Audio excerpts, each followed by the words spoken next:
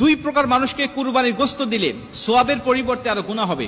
রাসূল সাল্লাল্লাহু আলাইহি ওয়াসাল্লাম স্পষ্টভাবে আমাদেরকে বিষয়টা জানিয়েছেন। একাধিক হাদিস এবং বুখারী এবং মুসলিম শরীফের মধ্যেও এই হাদিসটা বর্ণনা করা হয়েছে যে দুই প্রকার মানুষ আছে এমন, যাদেরকে কুরবানির গোশত দিলে আমার কুরবানি কবুল হবে না এবং সোয়াবের পরিবর্তে গুনাহ হবে।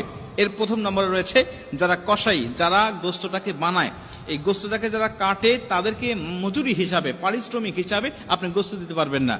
তারা যেহেতু পরিশ্রম করেছেন, কষ্ট করেছে, এর জন্য তাদেরকে পারিশ্রমিক দিতে হবে, তবে গোশত নয়। আপনি তাদেরকে টাকা পয়সা বা অন্য কোনো চুক্তি তাদের আপনি দিতে পারবেন, কিন্তু ওই কুরবানির পশু থেকে আপনি তাকে কিছুই দিতে পারবেন না। আমাদের সমাজে অনেকে দেখা যায় যে কুরবানির সারাদিন কাটাকাটি করছে, তাকে 4টা পাও দিয়ে দিল বা 2টা পা দিয়ে দিয়েছে, মাথাটা দিয়ে দিয়েছে, গরু ভুঁড়িটা দিয়ে দিয়েছে, এরকম একটা শর্ত দিয়ে আমরা তাদেরকে কাজে নিয়োগ দেই। আল্লাহ রাসূল সাল্লাল্লাহু আলাইহি ওয়াসাল্লাম বলছেন, লা ইউতা ওয়া লা ইউতা ইল্লা লিজাযারাতিহা শাইআ। পারিশ্রমিক হিসাবে তুমি কুরবানির গোশত তাকে দিতে পারবে না, তবে হ্যাঁ অবশ্যই সে যেহেতু গরিব,